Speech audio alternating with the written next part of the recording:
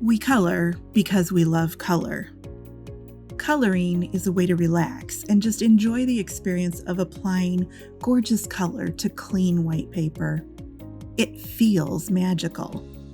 As we grow our marker and pencil collections, we start to organize and classify those colors. We put all the red markers next to the orange markers. We put the blue pencils near the green pencils. We call it rainbow order. But then we get to the brown markers and the brownish pencils, and it's not always clear where brown fits into the art supply rainbow. There's a reason why the browns don't fit in. Brown is not real. This is the art of coloring. A few weeks ago, a friend asked if I would do a video using Pantone's new color of the year, Peach Fuzz. Sure, I responded. I can do a video on E95. And she was quiet for a minute. But that's brown, she said. I was thinking more like a light YR, light orange or peach. Which got me to thinking, because I look at E95 and I see peach fuzz. But I think a lot of people look at E95 and all they see is the E. Copic's E95 is a lovely medium brown marker which doesn't stain, so it's very easy to blend with. And it's one of the more stable brown markers that Copic makes.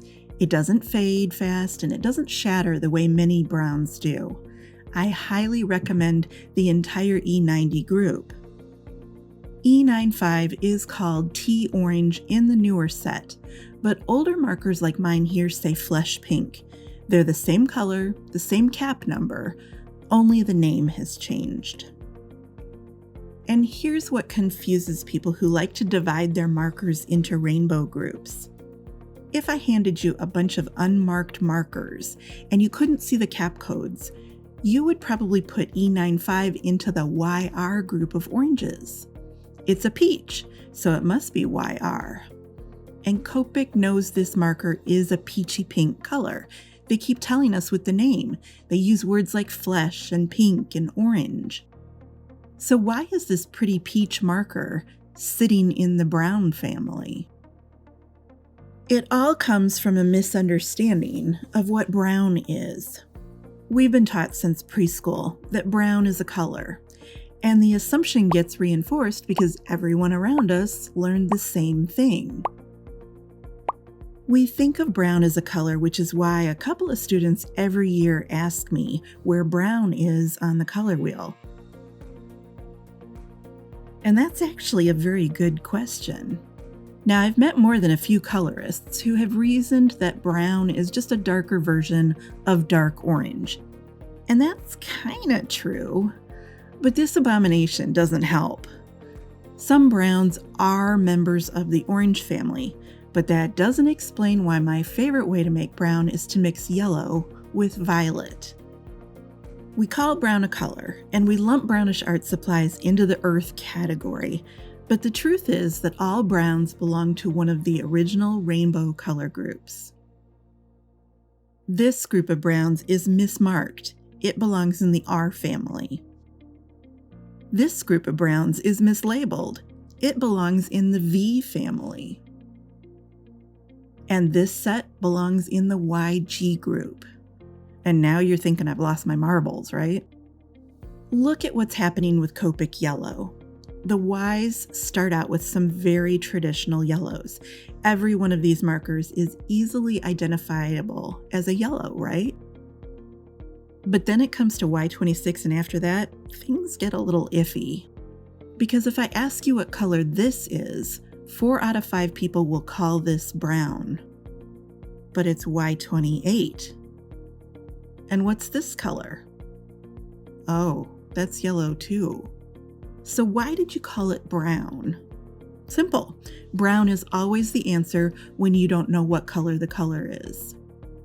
Brown is a complicated color. I'm not saying the brown bear isn't brown. And yes, your brown hair is also brown. Kinda. Here's the thing. As artists, the challenge of brown is how to represent this very complicated color which contains hints of many other colors. It's not enough to pop the top on a brown marker or use one brown tube of paint on the bear, because there's more color to brown than brown. Brownishness also happens when a color moves into shade or shadow. The object is still red or green or yellow or orange, but there's less light shining on the color, so we see it as a muddier, murkier version of the original color. When you look at shady, muddy color in context, the mud makes sense. We see murky yellow or desaturated green. But take the mud out of context and our brains panic. What is this color? So we default to the name brown. But remember, as an artist, whenever you see brown, there's more color there than you assume. Now back to Copic and those mislabeled browns. Copic knows that at a certain point, you're going to complain. Most colorists, they'll tolerate a little bit of desaturation. You may not love YR27 or Y28, but you're willing to let them live where they're at. There's always a line, though, where people can't stand it any longer. E94 is too muddy to call this green. E95, there's just too much junk in it to be yellow now. E08, that's too nasty to be with the reds. They've all been pushed out of their birth families, and now they're doing Friendsgiving with the other orphans at the brown table. Brown isn't a color. Brown is a classification given to a color when it's presented out of context. Now let's get back to the original question. Why is E95, and even E93 for that matter, why are these colors in the E family when they look pinkish, peachy, orange?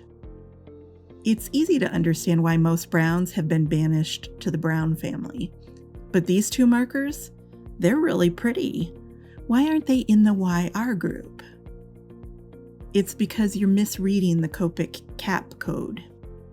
You think the E stands for earth, or even brown, when really, Copic isn't saying this at all. They're not telling you that E95 is brown. The E family is the dirty rejects from all of the other color families. They're not the black sheep of the family, they're the brown sheep. E doesn't mean brown. It's just a placeholder for colors that are more mud than color. The first number on the E cap identifies the source ink. I call them mother inks. E7s are made with mother ink number 7. E3s are made with mother ink number 3. E95 is made with mother ink number 9. Mother inks are always concentrated color. They're dark. The last number on the cap tells you how much solvent they've added to the mother to make your marker. A marker ending in 9 has just a little bit of solvent in it. Add a little bit more solvent and you get the next number down. Add some more and you get the next marker, and on down until you get to 0. 0 is a marker which has a lot more solvent than colorant. So E95 was made from mother ink number 9. That ink number 9, it was dirty enough to get bumped out of the YR family and into the E family. And E95 has been diluted to a level 5. Copic does not care if E95 looks peach or pink or neon green to you. The cap code isn't about the physical color, and that's the biggest mistake that people make about Copic markers. Look, I've got 7 markers here, and they all look really similar. You'd be very tempted to group these markers together, and yet the codes are different. That's because the cap code is not about the color. The cap code tells you about the chemistry. Our job as artists is to look beyond the color name or the number.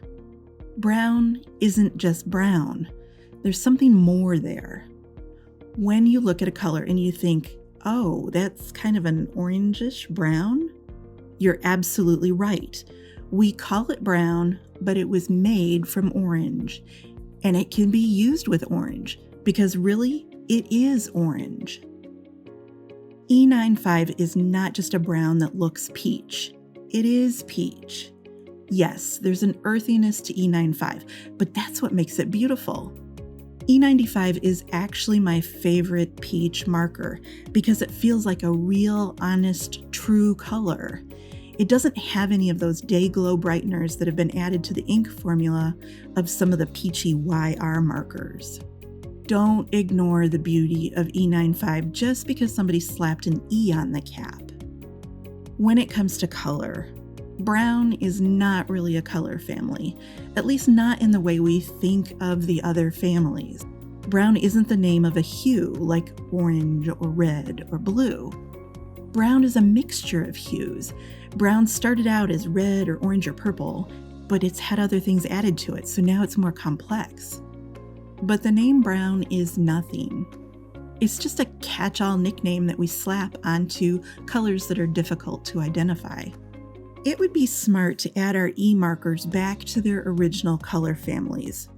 Store these markers with their siblings, because brown without context is not very useful. And we don't use brown markers nearly as often as we should because we've kind of segregated them off to the side. We're only using E's with other E's from the same number group. Artistic and colorful browns are at your fingertips if you let them play with their real family. Copic E95 was born orange, and it wants to play with your other YR markers. E95 is peach, so start treating it like peach. Don't let the E on the cap scare you away. This E95 scarf and gloves, the postcard here, is part of my Copic postcard project. There's more info about the kit and how to color it yourself down in the description.